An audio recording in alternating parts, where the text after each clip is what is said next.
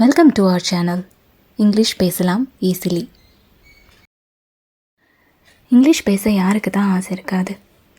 ஆனால் இங்கிலீஷ் பேசணும்னு நினைக்கும் போதே இங்கிலீஷ் பேச முடியுமா, பயமாக இருக்குதே, தப்பாக பேசிட்டா என்ன பண்ணுறது, இப்படி நமக்கு நாமளே கொஸ்டின் கேட்டுட்டு நம்மளோட ஆசைக்கு முட்டுக்கட்டை போட்டுறோம். கிராமர், வொக்காபுலரி, ஃபோனிக்ஸ் இதெல்லாம் இல்லாமல் இங்கிலீஷ் பேசவே முடியாது அப்படின்னு நாமளே நம்ம நினச்சிக்கிறோம். நம்மளோட கான்ஃபிடென்ஸ் லெவலை நாமளே குறைச்சிக்கிறோம். இதெல்லாம் கண்டிப்பாக இங்கிலீஷ் பேசுகிறதுக்கு தேவை தான். ஆனால் இதில் நம்ம புலவர்களாக இருக்கணுங்கிற அவசியம் இல்லை. தேவையானதை மட்டும் கற்றுக்கிட்டு நம்மளாலேயும் இங்கிலீஷ் ஃப்ளூயண்ட்டாக பேச முடியும். என் கூட சேர்ந்து இங்கிலீஷ் கற்றுக்க நீங்கள்லாம் ரெடியா? Shall we start? ஆரம்பிக்கலாங்களா? டே 1 நம்ம கற்றுக்க போகிற topics subject and beverbs. Subject என்றால் என்ன, சப்ஜெக்ட்னா என்ன பார்த்துலாமா? ஒரு சென்டென்ஸில் ஒரு செயல் நடக்குது. அந்த செயலை செய்பவர், அதாவது the person who does the action, doerன்னு சொல்லுவாங்க. அதாங்க சப்ஜெக்ட். இங்கிலீஷில் சென்டென்ஸ் ஃபார்ம் பண்ணுறதுக்கு சப்ஜெக்ட் ரொம்ப முக்கியம். I, he, she, it, they, we, you இதை தான் நம்ம இன்றைக்கி பார்க்க போகிறோம். இந்த 7ஐயும் சப்ஜெக்ட் ப்ரொனவுன்ஸ்னு சொல்லுவாங்க. ஐ நான், ஹீ அவன், ஷீ அவள், இட் அது, தே அவர்கள், வி நாங்கள், யூ நீ அல்லது நீங்கள். இதோட மீனிங்ஸ்லாம் உங்களுக்கு புரிஞ்சிருச்சிங்களா? ஸோ நெக்ஸ்ட் டாபிக் போகலாமா? Next topic beverbs.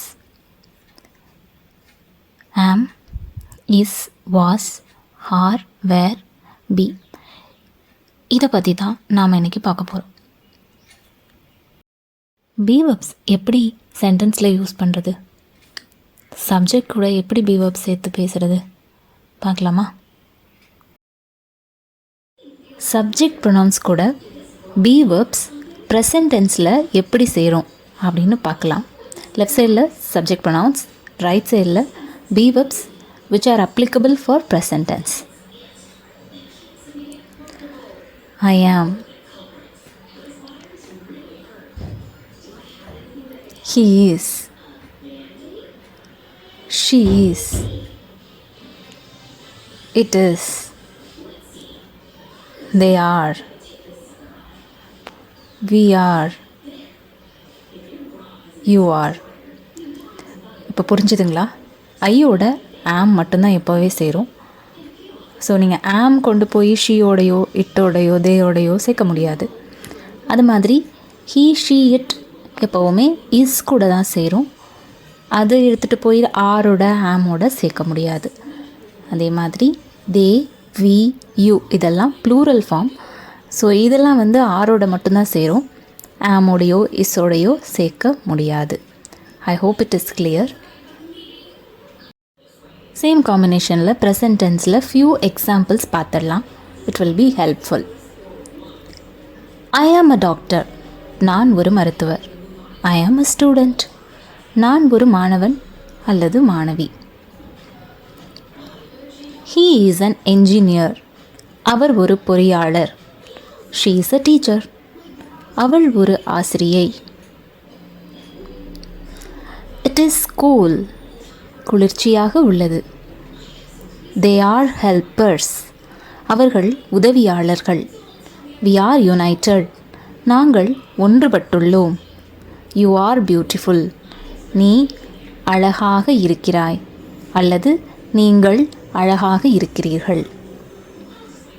So for subject and beverbs use பண்ணி ப்ரெசன்ட் டென்ஸில் எப்படி வேர்ட்ஸ் ஃபார்ம் பண்ணுறது அப்படிங்கிறத கற்றுக்கிட்டோம். I hope it is clear. நம்ம நெக்ஸ்ட்டு பார்க்க போகிற topic past tense. So past டென்ஸில் எப்படி சப்ஜெக்ட் ப்ரொனவுன்ஸ் கூட beverbs சேர்த்து பேச போகிறது அப்படின்னு பார்க்க போகிறோம். I was, he was, she was, it was, they were, we were, you were. இப்படி தான் பாஸ்ட் டென்ஸில் சப்ஜெக்ட் ப்ரொனவுன்ஸ் கூட நம்மளோட பீவர்ப்ஸ் சேரும். ஸோ இதை வந்து இன்டர்சேஞ்ச் பண்ண முடியாது. லைக் தேக்கு வாஸ் யூஸ் பண்ண முடியாது, ஷீக்கு வேர் யூஸ் பண்ணக்கூடாது. ஸோ நான் இங்கே கொடுத்துருக்குற மாதிரி அப்படியே யூஸ் பண்ணுங்கள். இதுக்கு சம் எக்ஸாம்பிள்ஸ் பார்த்துடலாம். ஐ வாஸ் த டாக்டர், நான் மருத்துவராக இருந்தேன். ஸோ இது past tense. I was the student, நான் ஒரு மாணவனாக இருந்தேன். இதுவும் பாஸ்ட் டென்ஸ். முன்னாடி பார்த்த எக்ஸாம்பிள்ஸ்க்கும் இப்போ பார்க்குற எக்ஸாம்பிள்ஸ்க்கும் டிஃப்ரென்ஸ் உங்களுக்கு புரியும்னு நினைக்கிறேன். Okay, he was an engineer, அவன் ஒரு பொறியாளராக இருந்தான்.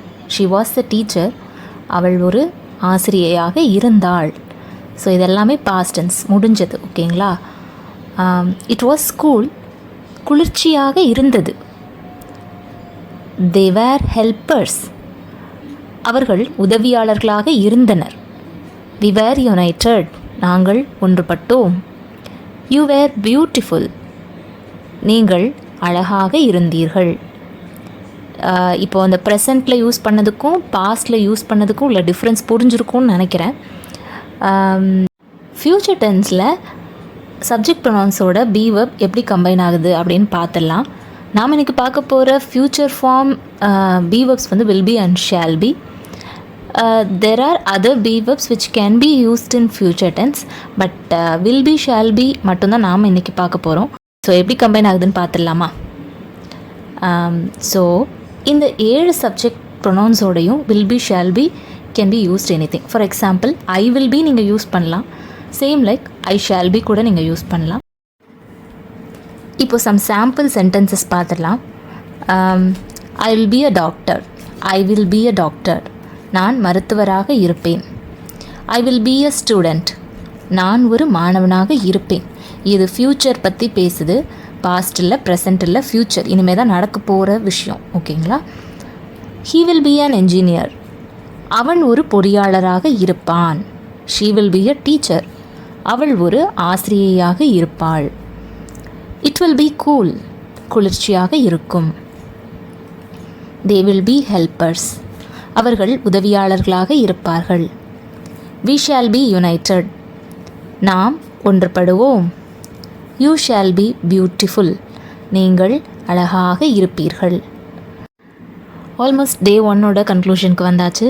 ஸோ இந்த வீடியோவில் நம்ம சப்ஜெக்ட் அண்ட் பீவர்ப் எப்படி யூஸ் பண்ணுறது பார்த்தோம். So now it's time for assessment.